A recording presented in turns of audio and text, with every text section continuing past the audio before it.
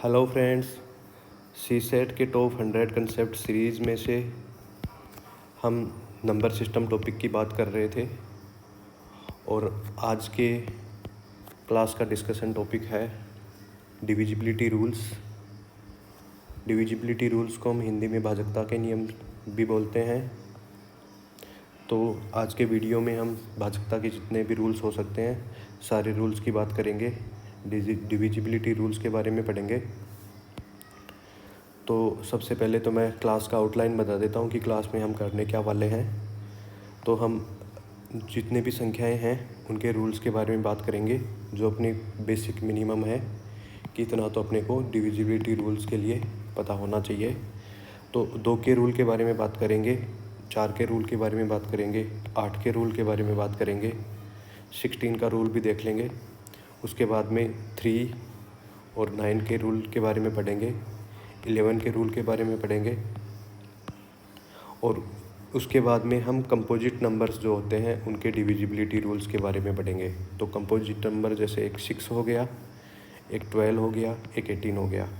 तो कोई भी कंपोजिट नंबर जैसे 15 उठा लो तो उसके रूल के बारे में भी मैं बताऊंगा। इसकी आप एक ट्रिक यहाँ से देख लेना, ट्रिक कंपोजिट नंबर में हम क्या ट्रिक यूज़ करने वाले हैं। तो चलो लेक्चर को स्टार्ट करते हैं। तो सबसे पहले मैंने एक एग्जांपल लिया है। एग्जांपल में ये है कि 15 को 3 से डिवाइड करना है।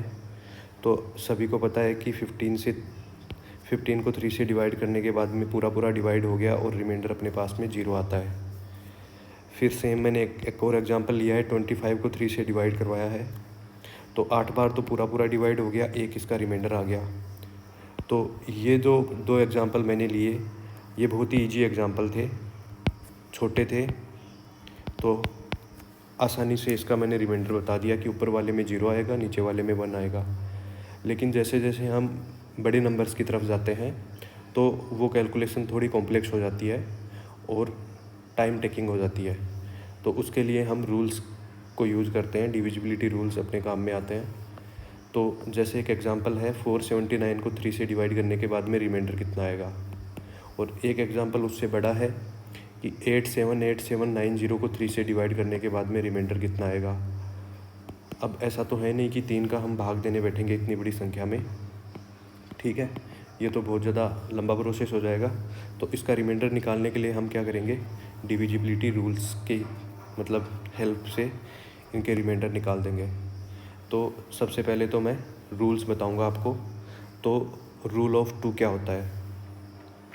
रूल ऑफ 2 ऐसा होता है कि ऐसी संख्याएं जिनका यूनिट डिजिट जिनका यूनिट डिजिट 0 होगा, 2 होगा, 4 होगा, 6 होगा, 8 होगा, वो संख्याएं 2 से पूरा डिवाइड होंगी। और पूरा डिवाइड, कम्प्लीटली डिवाइड होने का मतलब क्या होता है, कम्प्लीटली डिवाइड हो गई इसका मतलब रिमाइंडर कितना आ गया अपने पास में, 0। और अगर कम्प्लीटली डिवाइड नहीं होती है तो रिमाइंडर अपने पास में कितना आएगा, 1। तो किसी भी संख्या को अगर 2 से डिवाइड करेंगे, ठीक है, तो उसमें 2 ही अपने पास में पॉसिबिलिटी हो सकती हैं कि या तो वो पूरा डिवाइड हो गया, रिमाइंडर अपने पास में 0 आ गया, या फिर पूरा डिवाइड नहीं होता है तो रिमाइंडर कितना आएगा, 1। तो हम देखेंगे ये जो नंबर दिया हुआ है 75391, तो इसका यूनिट डिजिट कौन सा होता है, इकाई का अंक। अगर इकाई का अंक 0 2 4 6 8 है तो वो कम्प्लीटली डिवाइड हो जाएगा और रिमाइंडर 0 आएगा इस केस में।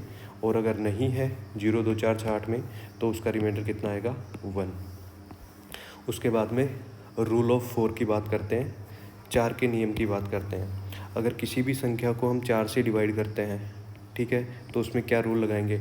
अब इतनी बड़ी संख्या दी हुई है, अब इसका मुझे रिमाइंडर फाइंड करना है कि इस संख्या को 4 से डिवाइड करने के बाद में रिमाइंडर कितना आएगा। तो मुझे क्या करना है, रूल इसका देखो, रूल ये है कि last 2 digit should be divisible by 4। जो भी संख्या दी हुई है उसके लास्ट के 2 डिजिट हैं उसमें 4 का भाग जाना चाहिए। तो ठीक है, लास्ट के 2 डिजिट उठा लेते हैं। 2 डिजिट कितने हैं, 50 को 4 से डिवाइड करके देखो, ठीक है। तो 4 को मैं 12 से मल्टीप्लाई करता हूँ तो कितना आता है, 48। तो 12 बार तो ये पूरा डिवाइड हो गया और रिमाइंडर अपने पास में कितना आता है, 2। कैसे आया, 50 में से 48 माइनस कर दो तो इसका रिमाइंडर कितना आया, 2। तो ये जो संख्या दी हुई थी 78764, इसको 4 से डिवाइड करने के बाद में अपने पास में पूछता है कि रिमाइंडर कितना आएगा, तो रिमाइंडर कितना आएगा 2। अब अपने को मतलब उसमें पूरा भाग देने की ज़रूरत नहीं है, ठीक है। क्या करेंगे, सीधा 4 का डिविजिबिलिटी रूल अप्लाई कर देंगे, 50 को 4 से डिवाइड कर देंगे, जो लास्ट के 2 डिजिट हैं। बस ये चीज़ याद रखो कि लास्ट के 2 digit should be divisible by 4। अब उसके बाद में हम रूल ऑफ 8 की बात करेंगे। तो रूल ऑफ 8 में क्या होता है, 4 में तो हमने लास्ट के 2 डिजिट लिए थे, और 8 में हम क्या करेंगे, लास्ट के 3 डिजिट उठाएंगे। अगर वो 8 से डिविजिबल हैं तो रिमाइंडर कितना आएगा, 0, और नहीं है तो रिमाइंडर निकाल देंगे। जैसे एक ये बहुत बड़ी संख्या दी हुई है, क्या है, 78756420, उसको 8 से डिवाइड करने के बाद में अपने को क्या करना है, रिमाइंडर फाइंड करना है, ठीक है। अब 8 का भाग तो देने नहीं बैठेंगे, अब क्या करेंगे, सीधा हम 8 का रूल अप्लाई कर देंगे। और रूल मैंने आपको क्या बताया, जो भी संख्या दी हुई है उसके लास्ट के 3 डिजिट उठा लो। तो 3 डिजिट कितने हैं, 420। अब 420 को 8 से डिवाइड करो, पूरा पूरा भाग नहीं जाएगा, पूरा पूरा भाग जाता तो रिमाइंडर कितना आता, 0, और पूरा नहीं जाएगा तो रिमाइंडर कितना आएगा, रिमाइंडर आएगा अपने केस में 4। तो ये जो इतनी बड़ी संख्या दी हुई है, इसको 8 से डिवाइड करने पे रिमाइंडर कितना आता है, 4। अब दूसरा एग्जांपल लेते हैं 8 का। एक संख्या दी हुई है 795648, उसको 8 से डिवाइड करते हैं तो रिमाइंडर अपने पास में पूछा है। तो क्या करेंगे, रूल अप्लाई करेंगे, लास्ट के 3 डिजिट उठा लो, 648 को 8 से डिवाइड कर दो, पूरा पूरा डिवाइड हो गया, इसका मतलब कंप्लीट डिवाइड होने के बाद में रिमाइंडर कितना आता है, 0। तो ये देखो कितना ईजी हो गया, ये जो बड़ी संख्या दी हुई थी इसको 8 से डिवाइड करने के बाद में रिमाइंडर कितना आएगा, 0। अब यहाँ पे एक और चीज़ आपको याद रखनी है, 4 और 8 की, ठीक है। 4 और 8 के रूल में एक और चीज़ क्या है कि अगर कोई संख्या जिसके लास्ट में 0 लगे हों, क्या लगे हों, 0, तो उसको 4 से डिवाइड होने के लिए क्या कंडीशन होनी चाहिए कि 4 वाले केस में लास्ट में 2 0 होना ज़रूरी है, ठीक है। ज़्यादा भी होंगे तो चलेगा, लेकिन एटलीस्ट 2 0 होना ज़रूरी है, ठीक है। At least 2 0 should be there in the end of number so that can be divided by 4। जैसे मैं एग्जांपल लेता हूँ, मैंने 100 को अगर 4 से डिवाइड करना है तो बस मुझे कुछ नहीं करना, मुझे देखना है कि लास्ट में 2 0 है, तो इसका मतलब कम्प्लीटली डिवाइड हो जाएगा। और कम्प्लीटली डिवाइड होने का मतलब क्या होता है, रिमाइंडर अपने पास में क्या आएगा, 4 आएगा, रिमाइंडर अपने पास में क्या आएगा, 0 आएगा। तो जैसे एक मैं बड़ा नंबर ले लेता हूँ, बड़ा नंबर लिया मैंने 378900। अब इस नंबर को मुझे 4 से डिवाइड करना है। अब मुझे क्या देखना है कि मुझे देखना है कि लास्ट के 2 डिजिट अगर 0 हैं, 2 0 हैं, तो ये 4 से कम्प्लीटली डिवाइड हो जाएगा और रिमाइंडर कितना आएगा, 0। और 8 वाले केस में एटलीस्ट 3 0 होना ज़रूरी है। क्या, 8 वाले केस में 3 0, जैसे ये सेम नंबर था उसको मैं 8 से डिवाइड करूँगा और लास्ट में मैं 1 0 और लगा देता हूँ, तो वो 8 से कम्प्लीटली डिवाइड हो जाएगा और रिमाइंडर इस केस में अपने पास में 0 आ जाएगा। तो एक ये आप नोट डाउन कर लो कि अगर किसी संख्या के लास्ट में 0 है तो एटलीस्ट 2 0 होंगे तभी वो 4 से पूरा पूरा डिवाइड होगा, और 3 0 होंगे तो वो 8 से कम्प्लीटली डिवाइड हो जाएगा। अब उसके बाद में रूल ऑफ 16, रूल ऑफ 16 में क्या करेंगे, जैसे रूल ऑफ 4 में मैंने लास्ट के 2 डिजिट में भाग दे के बताया था रिमाइंडर निकालना, 8 वाले केस में 3 डिजिट में भाग लास्ट वाले, और 16 में जैसे कोई संख्या को 16 से डिवाइड करना है तो उसमें लास्ट के 4 डिजिट आप देख लो और उसमें 16 का भाग देके फिर उसका रिमाइंडर निकाल दो। तो ये तो बात होगी 4, 8 एंड 16 की। अब उसके बाद में रूल ऑफ 3 की बात करते हैं। रूल ऑफ 3 क्या है कि जो भी संख्याएं दी हुई है उनके डिजिट का सम कर लो, उनके डिजिट को क्या कर लो, आपस में ऐड कर लो। अगर वो सम करने के बाद में वो 3 से सम है ना डिवाइड हो रहा है तो उसका मतलब वो संख्या भी 3 से पूरी पूरी डिवाइड हो जाएगी, ठीक है। जैसे संख्या दी हुई थी 587654, उसको 3 से डिवाइड करेंगे, डिजिट्स का सम, इन सारे डिजिट्स को हम ऐड कर देंगे तो कितना आएगा, 35। अब 35 को 3 से डिवाइड करो, पूरा पूरा नहीं जाता है, रिमाइंडर कितना बनता है, 35 को 3 से डिवाइड करने के बाद में 2। तो ये जो बड़ी संख्या दी हुई थी इसको 3 से डिवाइड करने के बाद में भी रिमाइंडर कितना आएगा, 2। तो इस संख्या को आपको डिवाइड नहीं करना सेपरेटली। अब दूसरा एग्जांपल ले लो, ये संख्या दी हुई है 78750, उसको 3 से डिवाइड करना है। तो आप क्या करोगे, ये जो ऊपर वाला नंबर है बड़ा, इसके डिजिट्स का आप ऐड कर लोगे। तो ऐड करने के बाद में 7 और 8 कितना होता है, 15। 15 में 7 ऐड करेंगे कितना होता है, 22 में 5 ऐड करेंगे कितना होता है 27 में 3 पूरा कम्प्लीटली डिवाइड हो जाता है 9 बार। इसका मतलब इसका रिमाइंडर कितना आएगा 0। अब उसके बाद में रूल ऑफ 9 की बात करेंगे। रूल ऑफ 9 भी 3 के सिमिलर ही है, बस आपको क्या करना है, जितने भी डिजिट दिए हुए होते हैं उनका आप सम कर दो और वो सम 9 से डिविजिबल होना चाहिए। ठीक है, तो जैसे नंबर दिया हुआ था, सम का डिजिट कितना आया था 34 को 9 से डिवाइड करेंगे, कम्प्लीटली डिवाइड नहीं होता है, और रिमाइंडर कितना आ जाएगा अपने पास में 7। ओके, अब रूल ऑफ 11 की बात करते हैं। ये ज़्यादा इंपॉर्टेंट है, एग्ज़ाम में यहाँ से अपने क्वेश्चन पूछने की बहुत ज़्यादा पॉसिबिलिटी रहती है। तो क्या करेंगे, रूल ऑफ 11 क्या है कि हम क्या करेंगे कि जो भी नंबर दिया हुआ होता है उसके यूनिट प्लेस पे जो डिजिट है और टेंस के प्लेस पे जो डिजिट है उनका डिफरेंस देखेंगे। ठीक है, क्या करेंगे, उनका डिफरेंस माइनस करेंगे, या तो वो 0 होना चाहिए या फिर 11 का मल्टीपल होना चाहिए। 11 के मल्टीपल की मतलब ये 11 के मल्टीपल ऐसे हो सकते हैं। ठीक है, तो जैसे एक मैं एग्जांपल के साथ आपको ये रूल समझाता हूँ। ठीक है, नंबर अपने पास में दिया हुआ था 874643। तो अब इसमें ये वाला रूल कैसे अप्लाई करूँगा, देखो यूनिट्स प्लेस के डिजिट हैं उनका सम कर लो। तो यूनिट प्लेस के डिजिट कौन से हैं, 3 हो गया, 6 हो गया, और उसके बाद में 7। एक छोड़ के एक जो डिजिट होता है वो यूनिट प्लेस। तो यूनिट वाले डिजिट का सम कितना हो गया 3, 6 एंड 7। ठीक है, इनका डिजिट का सम हो गया 16।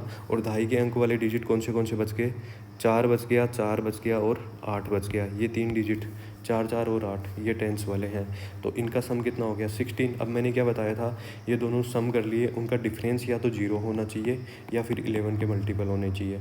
तो 16 और 16 का डिफरेंस आपको पता है कि 16 और 16 का डिफरेंस कितना होता है, 16 और 16 का डिफरेंस आपको क्या होगा 0। तो ये पूरा जो नंबर दिया हुआ था इतना बड़ा, ये 11 से डिविजिबल होगा और इसका रिमाइंडर कितना आएगा 0।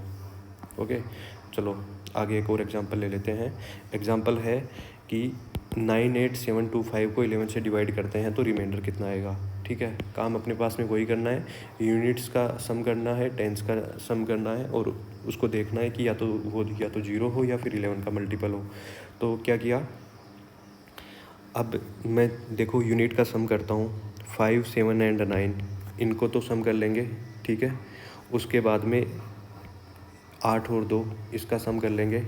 ठीक है, तो 5, 7 एंड 9 का सम कितना हो गया 21, और 21 में से 10 माइनस करेंगे तो कितना आएगा 11। अब मैंने क्या बताया था कि डिफरेंस जो है या तो 0 होना चाहिए या फिर 11 के मल्टीपल होने चाहिए। तो सम डिफरेंस कितना है अपने पास में 11, तो इसका मतलब इसका रिमाइंडर 0 आएगा, ये 11 से कम्प्लीटली डिविजिबल है। ओके, अब उसके बाद में हम कंपोजिट नंबर्स की बात करेंगे कि किसी भी संख्या को किसी भी कंपोजिट नंबर से डिवाइड करते हैं तो उसका रिमाइंडर कितना आता है। तो जैसे 6 है, 6 एक कंपोजिट नंबर है। ठीक है, मैंने आपको प्रीवियस वीडियो में समझाया था कि कंपोजिट नंबर और प्राइम नंबर क्या क्या होते हैं। ठीक है, अगर आपको कंपोजिट नंबर की प्रॉपर्टी नहीं पता तो आप उस वीडियो से देख के कंपोजिट नंबर को समझ सकते हैं। तो मैंने क्या किया, जो भी कंपोजिट नंबर था उसको नियरेस्ट को प्राइम नंबर में तोड़ लेंगे। यहाँ पर मैंने लिखा हुआ है कि जब भी कंपोजिट नंबर का मतलब क्वेश्चन पूछे, उससे डिविजिबिलिटी चेक करवाए, तो आपको क्या करना है कि वो जो कंपोजिट नंबर है उसको को प्राइम नंबर में अपने को स्प्लिट कर लेना है, तोड़ लेना है। अब को प्राइम नंबर क्या होते हैं, को प्राइम नंबर आपको मैंने 2 जगह समझाया हुआ है। एक तो आपको HCF वाले वीडियो में मैंने को प्राइम नंबर समझाया था, और एक प्रीवियस वीडियो में मैंने आपको को प्राइम नंबर समझाया था कि को प्राइम क्या होते हैं, इनकी प्रॉपर्टी क्या होती है। तो वहाँ से आप पहले को प्राइम को देखो, सीखो, और उसके बाद में यहाँ पे इसको अप्लाई करो। तो मैंने क्या समझाया कि 6 को 2 को प्राइम नंबर में स्प्लिट करना है। तो 6 को 2 को प्राइम नंबर कितना हो गया 2 इंटू 3 6 होता है ना, तो ये हो गया। तो जो भी नंबर है जिसको अगर 6 से डिवाइड करवाना चाहता है तो हमें अलग अलग चेक करना पड़ेगा दोनों केस में कि वो 2 से भी डिविजिबल होना चाहिए और 3 से भी डिविजिबल होना चाहिए। ठीक है, जैसे एक एग्जांपल लिया हुआ है 7896 को 6 से डिवाइड करवाया है, तो हम क्या चेक करेंगे, उसमें 2 की डिविजिबिलिटी भी चेक करेंगे, 3 की डिविजिबिलिटी भी चेक करेंगे, दोनों के रूल्स लगाएंगे, और 2 और 3 के रूल मैंने आपको ऊपर समझा दिए। ओके, जैसे एक दूसरा कंपोजिट नंबर ले लेते हैं, वो कितना है 12। तो 12 का क्या करेंगे, उसको को प्राइम में स्प्लिट कर लो, मैंने आपको ये बता दी यहाँ पे। तो को प्राइम में स्प्लिट करेंगे तो 12 के को प्राइम पेयर्स क्या हो जाएंगे 3 और 4, 3 को 4 से मल्टीप्लाई करेंगे 12 ही तो आएगा ना। तो 4 और 3 की डिविजिबिलिटी अलग अलग चेक कर लेंगे। ऐसे ही सेम अगर 18 के रूल में बात करेंगे तो should be divisible by 2 and 9, क्योंकि इसके 2 एंड 9 इसके को प्राइम पेयर हो गए। ठीक है, ऐसे ही मैं रूल ऑफ 5 भी आपको बता देता हूँ। ठीक है, ये बहुत ईजी होता है कि रूल ऑफ 5 में क्या होगा, किसी भी संख्या का अगर यूनिट डिजिट है, किसी भी संख्या का आप यूनिट डिजिट देख लो, या वो तो 0 हो या 5 हो, तो वो संख्या 5 से कम्प्लीटली डिवाइड होगी। या तो यूनिट डिजिट 0 होना चाहिए या 5 होना चाहिए। जैसे 10 है, 10 5 से डिवाइड होता है, पूरा होता है 2 बार, क्योंकि ये 0 हो गया। जैसे कोई भी संख्या ले लो बड़ी, ठीक है, कोई भी संख्या XYZ, ठीक है, जितनी लास्ट में बस 0 लगा दो, वो 5 से पूरा डिवाइड हो जाएगा।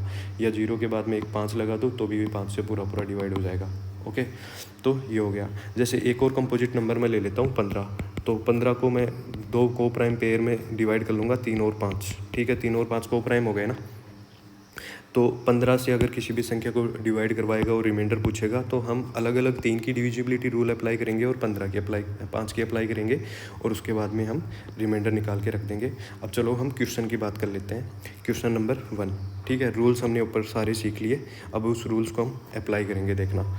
ठीक है, अब दे रखा है कि इफ़ द नंबर क्या है, 87543x। नंबर को मैं फिर से राइट डाउन कर देता हूँ, 87543x। अगर ये नंबर 3 से डिविजिबल है, ओके, तो अपने को क्या फाइंड करना है कि find how many possible values x can take. तो x की पॉसिबल वैल्यूज़ अपने को फाइंड करनी है। तो ये जो जिस टाइप का सवाल है, ऐसा सवाल ही अपने को UPSC CSET के पेपर में पूछता है। आपने नोटिस भी किया होगा बहुत बार कि डिविजिबिलिटी रूल पे मतलब बेसिस जो सवाल होते हैं वो कुछ इस टाइप के ही होते हैं। अपने को या तो x की वैल्यू फाइंड करने के लिए बोलेगा, या उनके या पॉसिबल वैल्यूज़ कितनी हो सकती है वो बताएगा। तो इसमें मैं 3 की डिविजिबिलिटी अप्लाई कर दूंगा। मैंने 3 की क्या बताई थी, जो भी डिजिट आते हैं उनका सम कर दो। तो सम करने के बाद में 27 + x आ गया। ठीक है, अब आप देखो कि 27 में 3 का भाग दे दो, x में 3 का भाग दे दो, तो 27 तो पूरा कट हो गया। अब x की वैल्यू उतनी हो सकती है जिसमें 3 से पूरा डिवाइड हो जाए। या तो x की वैल्यू 0 हो सकती है, या 3 हो सकती है, या 6 हो सकती है, या 9 हो सकती है, क्योंकि वही वैल्यू अपने पास में x की लेनी है जो 3 से पूरी डिवाइड हो जाए। क्योंकि जो बाकी नंबर थी 27, वो तो पहले से ही ऑलरेडी पूरा डिवाइड है ना। तो x की वैल्यू पॉसिबल वैल्यू कितनी हो सकती है, 0 3 6 9। ओके, 4 वैल्यू हो सकती है। तो अपने को ऑप्शन टिक करते हैं कि how many possible numbers x can take 4। अब उसके बाद में अगर ऊपर वाले क्वेश्चन में ही अगर मैं 4 से डिवाइड करता हूँ, तो मैंने क्या बताया था कि 4 की डिविजिबिलिटी के लिए जो लास्ट के 2 डिजिट होते हैं उनको वो 4 से डिवाइड होना चाहिए। तो लास्ट के 2 डिजिट क्या हैं, 3x है, ये 4 से डिवाइड होना चाहिए। अब आप देखो x की वैल्यू क्या क्या हो सकती है।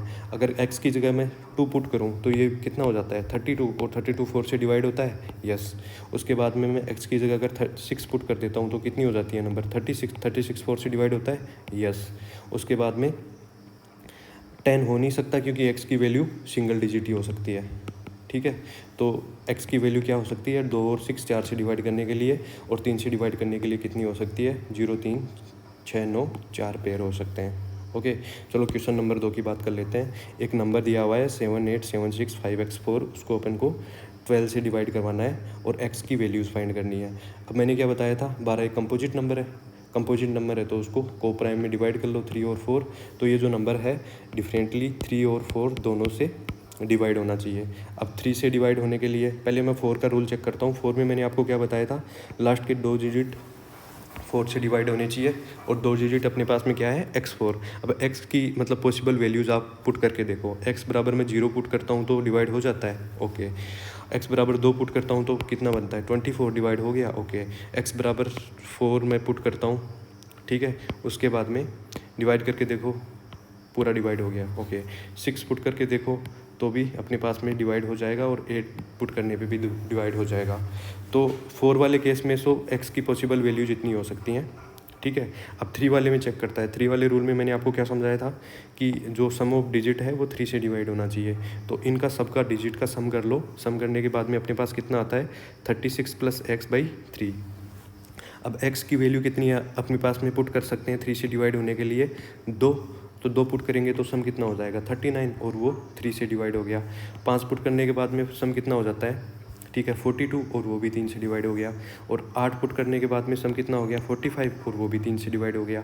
तो 3 वाले केस में पॉसिबल एक्स कितने हो सकते हैं 2, 5 और 8। और 4 वाले केस में पॉसिबल एक्स कितने थे 0, 2, 4, 6, 8। अब हम जो 12 से डिविजिबिलिटी चेक करेंगे तो कॉमन वैल्यू हम यहाँ पे लेंगे एक्स की। तो कॉमन वैल्यू आप देख लो, या तो 2 है या फिर 8 है। तो इस क्वेश्चन का आंसर अपने पास में सिर्फ 2 और 8 ही आएगा। 2 ही वैल्यू एक्स की हो सकती हैं जो इस अपने पास में क्वेश्चन को सेटिस्फाई करती हैं। चलो एक और क्वेश्चन डिस्कस कर लेते हैं। क्वेश्चन ये है, एक बड़ा सा नंबर दिया हुआ है 18601x57y, उसको 72 से डिवाइड करना है और पूरा पूरा डिविजिबल भी है। तो अपने को x + y की वैल्यू फाइंड करनी है। ठीक है, तो मैं क्या करूँगा, जब ये कंपोजिट नंबर है, मैंने आपको समझाया था कि कंपोजिट नंबर है तो उसको 2 को प्राइम में स्प्लिट कर देना है। तो को प्राइम पेयर कितना हो गया 8 और 9। अब आपको इस क्वेश्चन में 8 की डिविजिबिलिटी चेक करनी है, 9 की डिविजिबिलिटी चेक करनी है। सेम ऊपर वाले क्वेश्चन की तरह पॉसिबल x और y के वैल्यूज़ निकालनी है, और जो दोनों में कॉमन आती है x और y की वैल्यू जो दोनों में कॉमन आती है उनको ऐड करके लिख देना है। वही अपने क्वेश्चन का आंसर हो जाएगा। ठीक है, तो आज के अपने सेशन में हमने क्या सीखा कि डिविजिबिलिटी रूल्स कैसे होते हैं। इन रूल्स को हम अप्लाई करके इजीली, मतलब बहुत ही कम टाइम में, ठीक है, बहुत कम टाइम में हम रिमाइंडर्स कैसे फाइंड करेंगे। क्योंकि हम रिमाइंडर्स अगर अपने पास में पूछता है किसी भी बड़ी नंबर की और उसको हम डिवाइड करने बैठ जाएंगे तो बहुत ज़्यादा टाइम लग जाएगा। डिविजिबिलिटी रूल्स की मतलब हेल्प से हम रिमाइंडर बहुत कम टाइम में इजीली फाउंड कर सकते हैं। बस अपने को रूल्स पता होने चाहिए सारे। तो मैंने रूल्स आपको समझा दिए। 2 का रूल बताया, 4 का रूल बताया, 8 का बताया, और उसके बाद में मैंने कुछ ये आपको नोट बताया कि ये सिचुएशन भी हो तो डिविजिबिलिटी रूल अप्लाई हो सकते हैं।